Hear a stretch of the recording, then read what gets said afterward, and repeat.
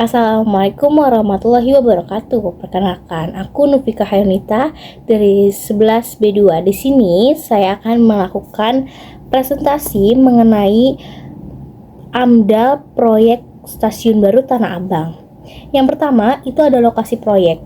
Stasiun Baru Tanah Abang ini terletak di Jalan Jati Baru Raya, Jakarta Pusat, yang dimana lokasi ini memanfaatkan lahan bekas.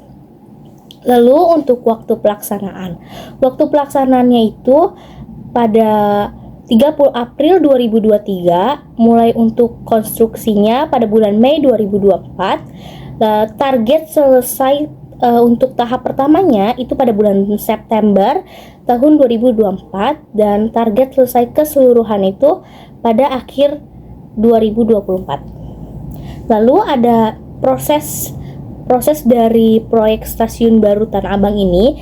Tahap pertama itu pembangunan telah mencapai 82,8% per Januari 2025. Lalu untuk pengoperasian awal mulai 22 Februari 2025, peron pertama dibangun baru dioperasikan untuk melayani KRL arah Angke dan Kampung Bandan. Selanjutnya ada penanggung jawab atau lingkup pekerjaan. Yang pertama itu penanggung jawabnya dari Kementerian Penghubung, yang dimana ini adalah membangun gedung stasiun baru 2 lantai seluas 12.000 meter persegi dan membangun jalur kereta api dan fasilitas operasi. Lalu juga membangun jembatan penyeberangan orang atau JPO di atas jalur KAI.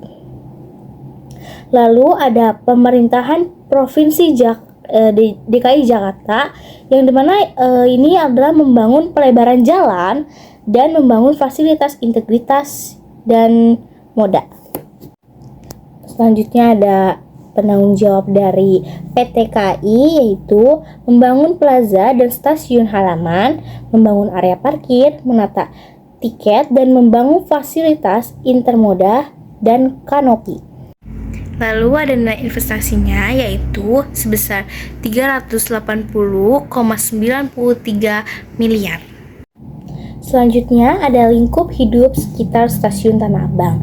Yang pertama itu ada komponen abiotik. Terdiri dari 3, yaitu tanah. Yang pertama tanah, struktur tanah menjadi dasar bangunan. Lalu yang kedua ada udara. Kualitas udara dipengaruhi oleh proyek konstruksi. Dan yang terakhir itu ada air, saluran air di sekitar area. Lalu untuk komponen yang kedua itu ada komponen biotik. Komponen biotik ini ada tumbuhan di sekitar proyek, hewan seperti burung, serangga yang hidup di area tersebut. Lalu ada penduduk yang tinggi dan bekerja di sekitar stasiun.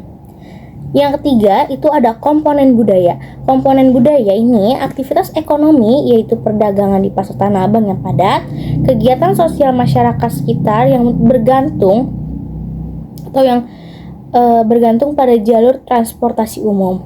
Kerusakan lingkungan yang mungkin terjadi di Stasiun Baru Tanah Abang ini, yang pertama itu ada tanah, yang dimana akan terjadi pencemaran tanah dari bahan kimia konstruksi seperti limbah proyek dan semen. Lalu ada kerusakan konstruksi tanah akibat penggalian dan penggunaan alat berat. Yang kedua, air, yaitu tercemaran air hujan yang membawa limbah konstruksi ke drainase dan penurunan kualitas air tanah jika limbah cair tidak dikelola dengan baik.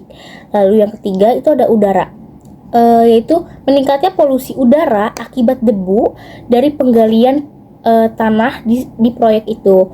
Lalu yang kedua ada emisi gas buang dari kendaraan proyek. Dan kerusakan yang terjadi ini yang keempat itu ada suara. Tingkat kebisingan yang tinggi akibat aktivitas pengeboran dan operasi alat berat yang mengganggu kenyamanan di warga sekitar di dekat dengan proyek itu. Lalu yang kelima itu ada sosial atau budaya, itu pemindahan pedagang kecil yang mungkin terdampak dari pembangunan dan terganggunya akses jalan bagi pejalan kaki dan pengendara. Lalu untuk AMDAL dari amdal dari stasiun baru Tanah Abang ini, yang pertama ini ada dampak positifnya. Dampak positifnya itu dapat membuka lapangan pekerjaan baru. Yang kedua, akses transportasi yang akan jadi lebih baik. Warga sekitar akan mudah dengan berpergian menaiki KRL tanpa harus menempuh jarak jauh. Dan untuk dampak negatifnya itu kemacetan dan kebisingan menjadi lebih padat dan resiko kriminalitas, yaitu adanya pencopetan dan kejahatan jalanan. Untuk dampak negatifnya ini ada cara untuk menguranginya. Yang pertama itu menggunakan alat berat yang lebih senyap suara dan melakukan penyiraman rutin di jalanan proyek untuk mengurangi debu. Lalu membuat peraturan lalu lintas untuk mengurangi kemacetan di sekitar lokasi proyek. Lalu yang ketiga itu menambah CCTV untuk mencegah potensi kejahatan di stasiun baru Tanah Abang. Dan apakah proyek dapat menjaga kualitas lingkungan dan kelestarian? Dari analisis yang saya kerjakan dan saya amati, ada upaya untuk menjaga kualitas lingkungan.